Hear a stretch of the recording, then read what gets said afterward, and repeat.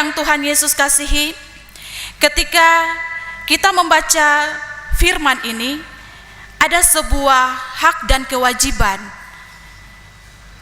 di dalam ayat-ayat yang dituliskan oleh Nabi Musa pada Ulangan 6 ayat 1 sampai 25 mengatakan kita harus mengajarkan firman ini kepada anak-anak kita. Kalau berbicara soal hak dan tanggung jawab, berarti kita orang tua dan anak memiliki hak dan kewajiban yang sama. Tetapi bagaimana tanggung jawab kita yang besar yang harus kita pikul ketika kita sebagai suami istri yang dipercayakan Allah untuk menjadi orang tua bagi anak-anak dalam rumah tangga kita. Tanggung jawab yang diberikan Allah kepada kita itu mencakup berbagai hal yang ada di dalam kehidupan berkaitan secara fisik maupun secara kebutuhan jasmani kita, bahkan anak-anak kita.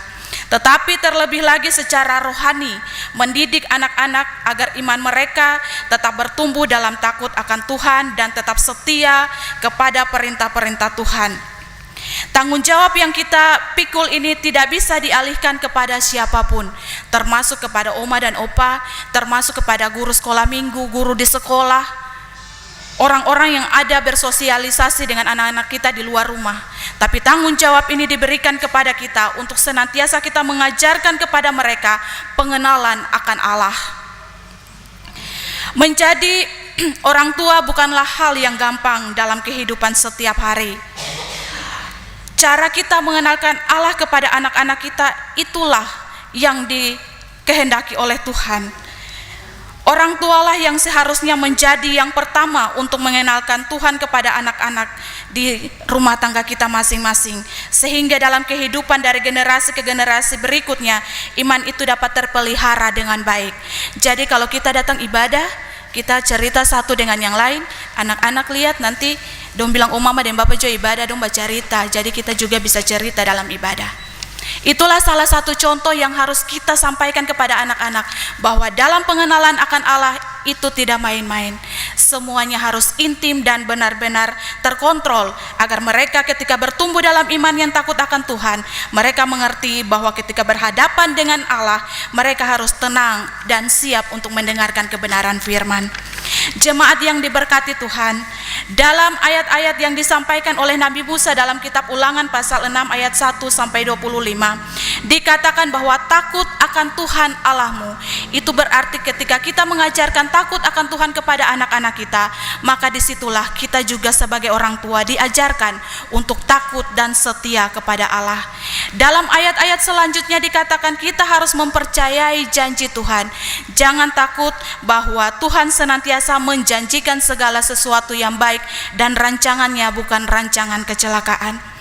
Tuhan menjanjikan tanah yang penuh susu dan madu kepada umat Israel, dan kepada kita juga dijanjikan damai dan sejahtera serta penyertaannya.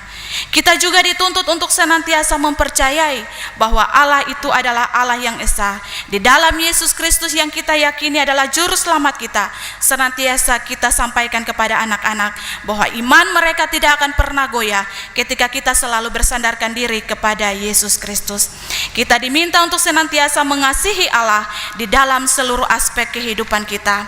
Jemaat yang Tuhan Yesus kasihi, di dalam ayat firman ini, ayat 6 sampai 7 diajarkan kepada kita sebagai orang tua untuk senantiasa berulang-ulang kali dan ditekankan di sana untuk senantiasa memberikan pengajaran yang diberikan bagi anak-anak. Kenapa dikatakan berulang-ulang?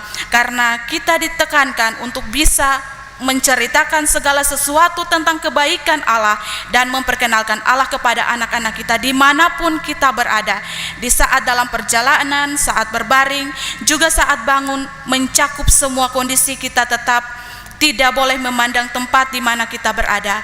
Disitulah senantiasa kita sampaikan kepada anak-anak kita bahwa Allah kita adalah Allah yang hidup. Yang berikut, saudara-saudara jemaat yang diberkati Tuhan, kita diajarkan untuk jangan melupakan Tuhan dalam segala rencana kita.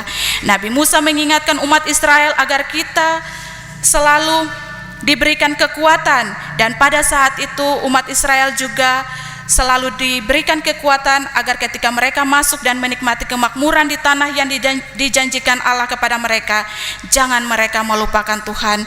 Walau banyak yang mereka akan dapatkan, tetapi semua itu jangan menggantikan posisi Allah dalam kehidupan mereka, bahkan dalam kehidupan kita. Jemaat yang Tuhan Yesus kasihi, senantiasa membangun relasi antara Allah dengan kita. Kiranya selalu takut akan Allah dan mengenal Allah lebih baik lagi, agar pemahaman yang ditetapkan dan kita dapatkan pun adanya membangun hubungan yang baik satu dengan yang lain. Ketika kita saling mengasihi satu dengan yang lain di dalam kehidupan kita, disitulah kita membangun relasi yang baik dengan Allah. Setiap proses kehidupan kita akan belajar membangun relasi dimanapun kita berada dan taat dan mengasihi Allah. Saudara-saudara jemaat yang Tuhan Yesus kasihi, pengajaran tentang firman Tuhan bagi anak-anak kita adalah tugas dan tanggung jawab orang tua dan menjadi guru yang baik bagi mereka. Tidak perlu kita menyalahkan siapapun di luar sana ketika anak kita melakukan kesalahan. Pertama bagi anak-anak kita, dan yang kedua bagi diri kita sendiri. Sikap takut akan Tuhan dan setia kepada Tuhan haruslah diajarkan oleh setiap orang tua bagi anak-anaknya dan terus menerus. Hal ini akan membawa dampak yang baik bagi pertumbuhan iman anak. Mengasihi Tuhan dapat dilakukan dalam setiap sikap yang taat dan setia kepada Tuhan.